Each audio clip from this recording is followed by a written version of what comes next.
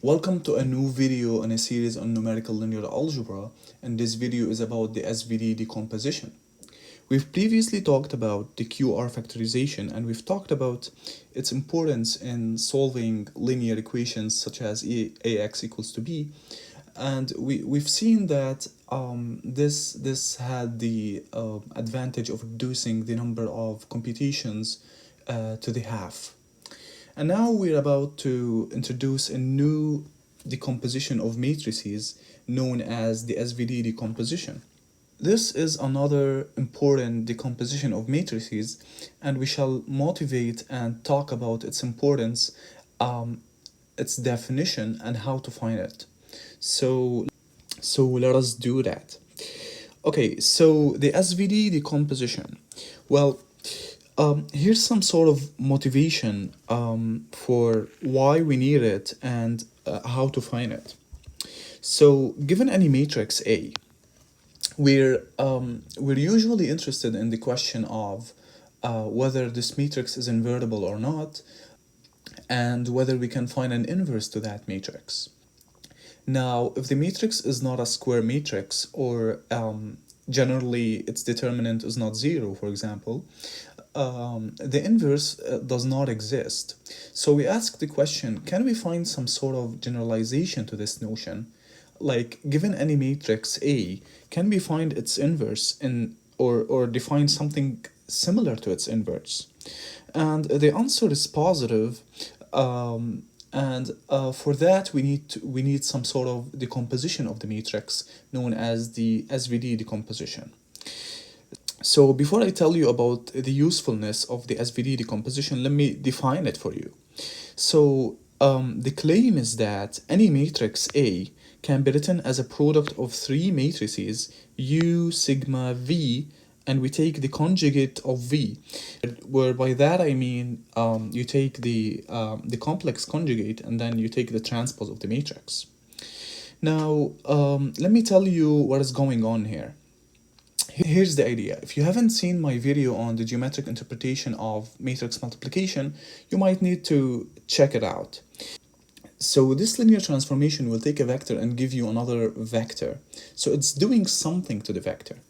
And the claim is that any matrix or any linear transformation coming from a matrix in general is just a composition of rotations and rescaling. What do I mean by that? Okay, so let us recall that if you have a unitary matrix Q, and we have a vector x, what does Q do to x? If we multiply x by Q, what does it do to it? If you recall, one interesting property of unitary matrices is that if you take the Q unitary matrix and you hit it by a vector and you take the 2 norm of that, what you get is that you will get just the norm of x. Well, why is that? Well, this boils down to the fact that this 2 norm is an inner product. So if you recall, how is this defined? How is this 2 norm defined? It's just some bunch of, it's a square root of the, you take the transpose, in this case, if it's complex, you take the conjugate, and then you hit it by itself. And this is just x conjugate q star q x. And if you recall, this thing over here is just the identity. Why is that? Because we have a unitary matrix, and this is the definition of a unitary matrix. So this is just x star x, which is the norm of x, right? So this is one nice property of unitary matrices.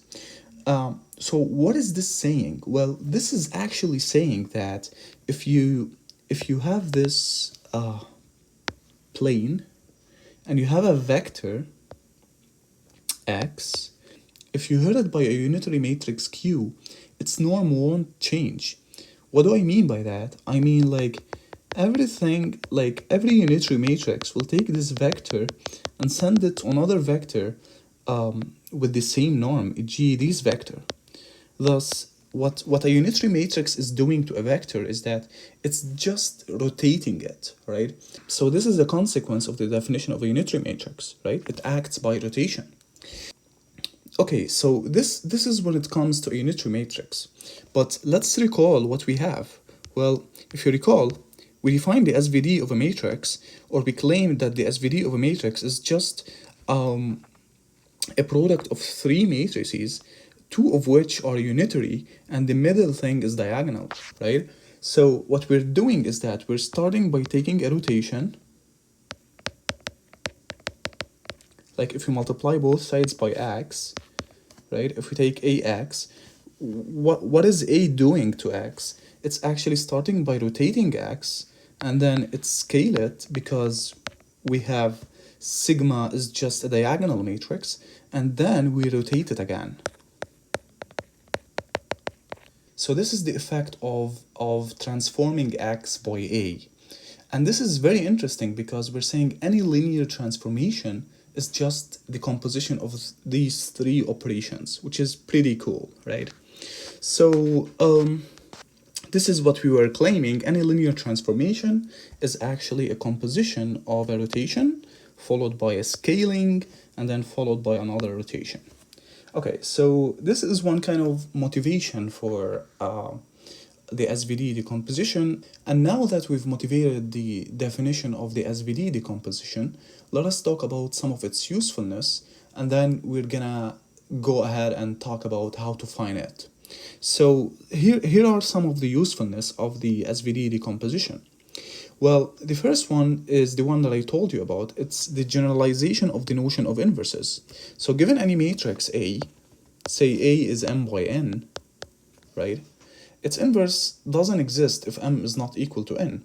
So we wish to talk of something similar, and we define A plus to be so if you take the matrix A and you write it as U sigma V star, it turns out if we define A plus as V sigma plus U star, I'm gonna tell you what sigma plus is.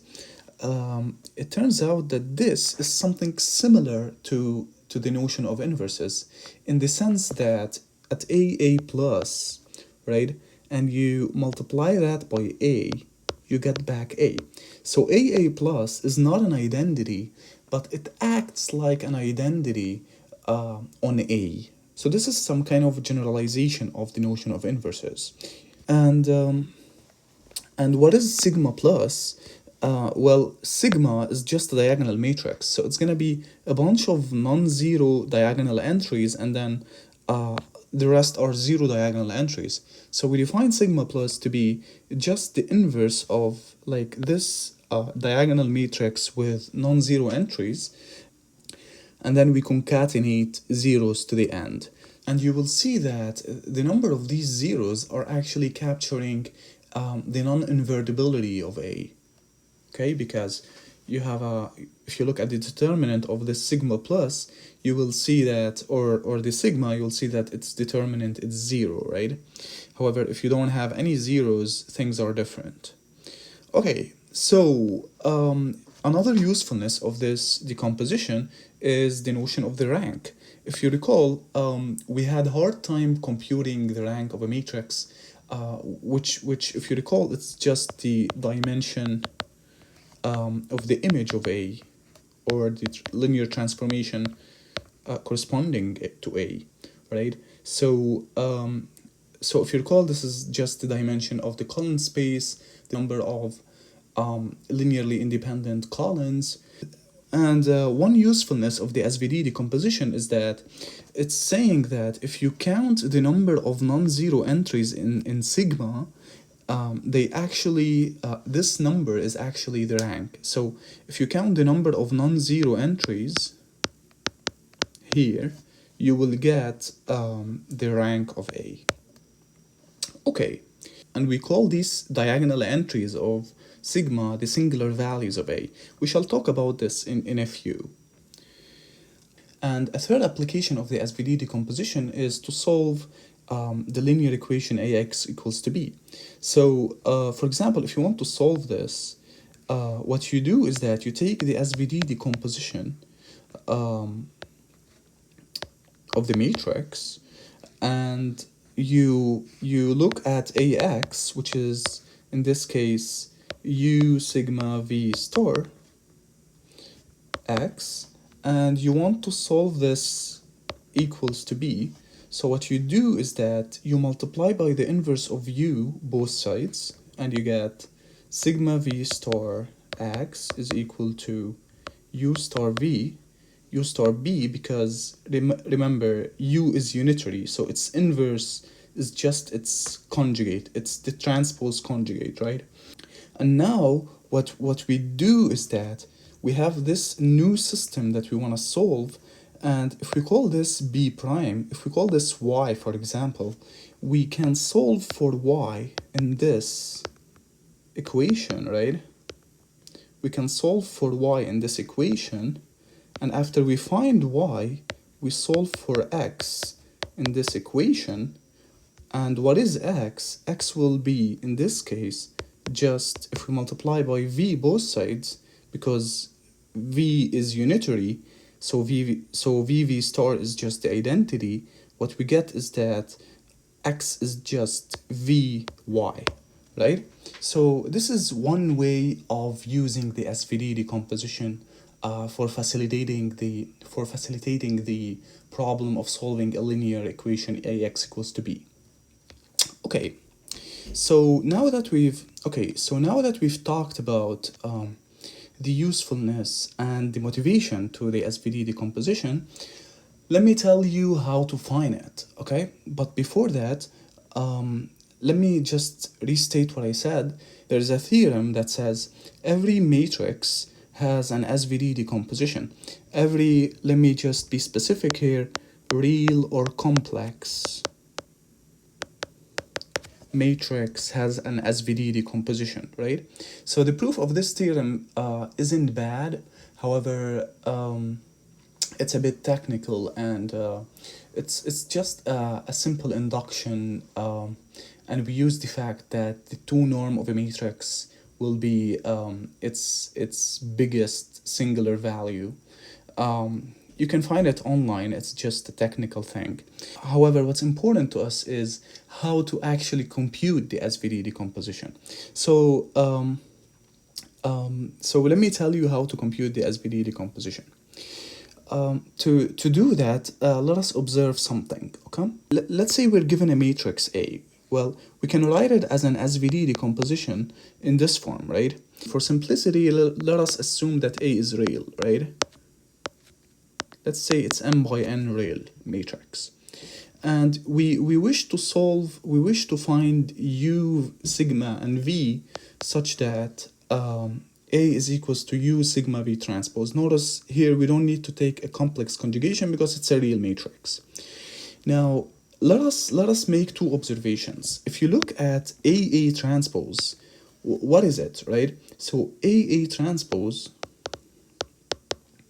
it is just U sigma V, there's a transpose here, and then multiplied by the transpose of that, U sigma V transpose. And if you write this down, what is this? These will be flipped, and you'll take the transpose of them, and you'll be left with V sigma transpose U transpose, right? Okay, so here's what you have, right?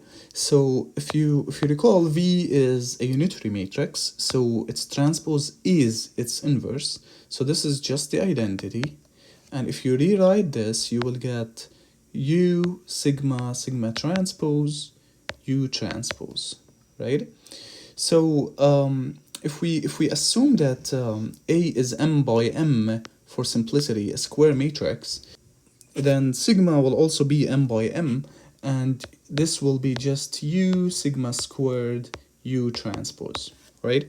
I have a point behind this, so stick around. So if we do similar computations, we will see that A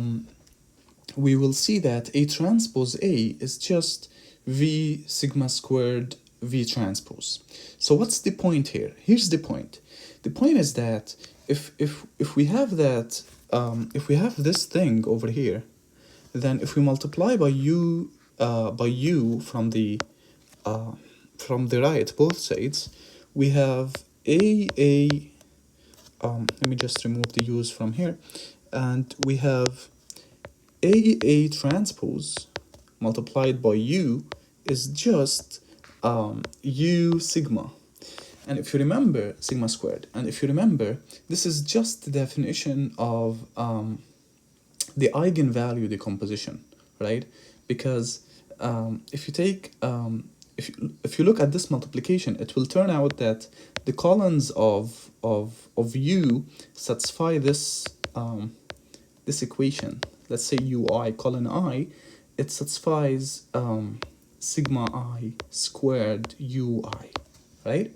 So what are we saying here? We're saying that the columns of u are just eigenvalues of the matrix AA transpose, and the singular values, which are the diagonal entries of sigma, when we square them, we get an eigenvalue of AA transpose.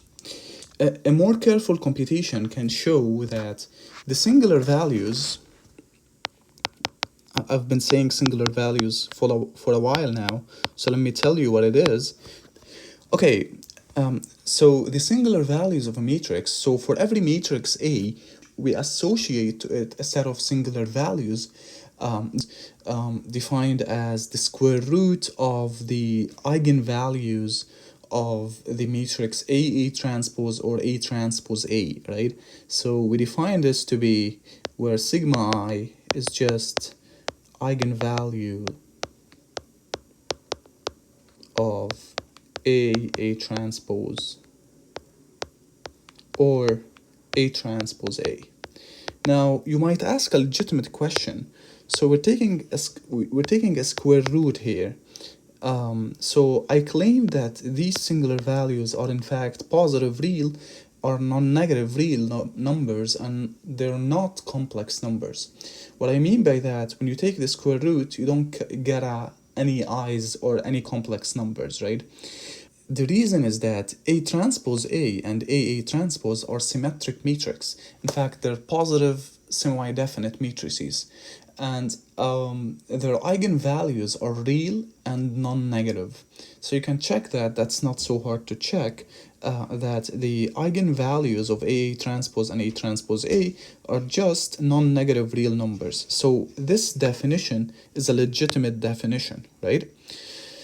And so now you know how to find the singular values of a matrix. What do? You look at AA transpose, and then you find the eigenvalues of AA transpose, and these eigenvalues, when you take the square root of them, you get the singular values. Okay?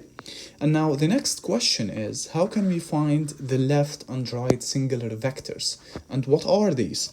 So in short, this is what I mean. If you have a matrix A, the columns of U are called the left singular values, and the columns of V are called the right singular values, right? So the next question is, just as we ask for eigenvalues and eigenvectors, if we know the eigenvalues, how can we find the eigenvectors? We ask, if we know the singular values, how can we find the singular vectors? And I should have written here singular vectors. And the answer is that you just take the eigenvectors of AA transpose.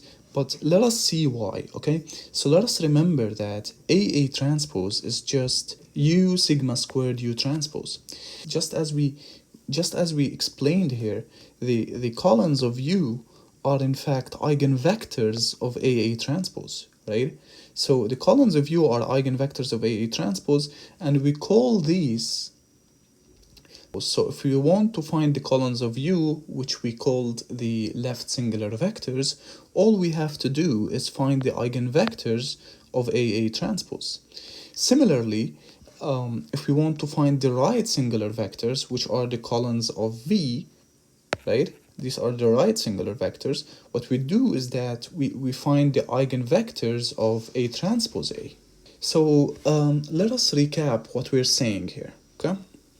So we're given a matrix A, and we're asked what are the singular values and singular vectors. So this is the question of A. In other words, what is the SVD of A, right? So here's what we do.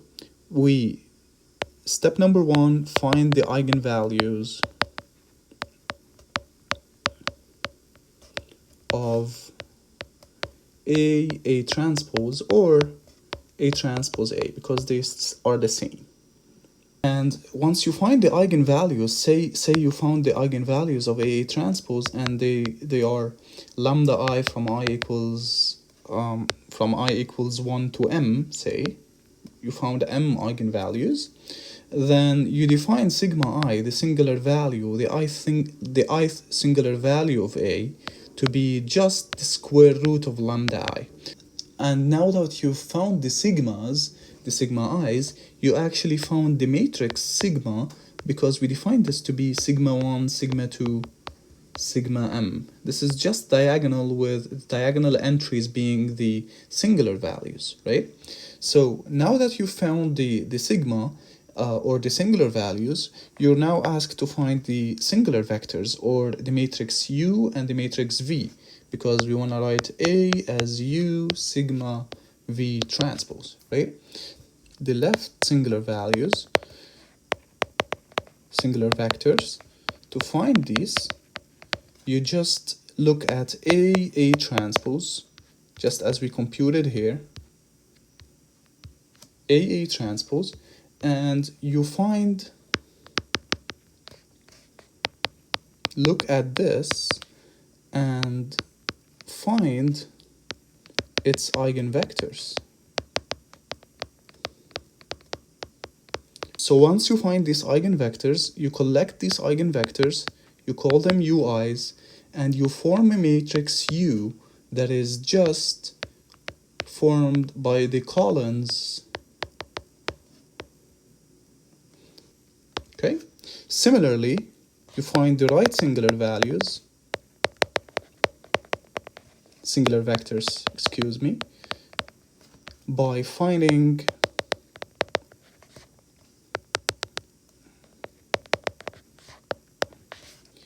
eigenvectors of A transpose A. And you form, let's say you found these and these are VIs, you form V by taking a matrix with columns being the V's. Okay? So this is the overall way of doing that. Okay? So let me wrap up by reminding you how to find the eigenvalues and eigenvectors of a matrix.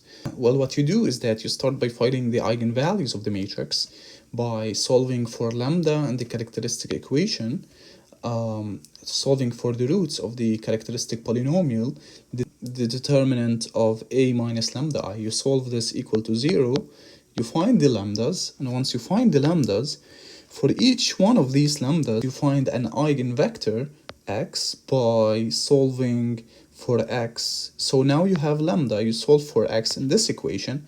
How to solve this linear equation? And this is something pretty elementary, right?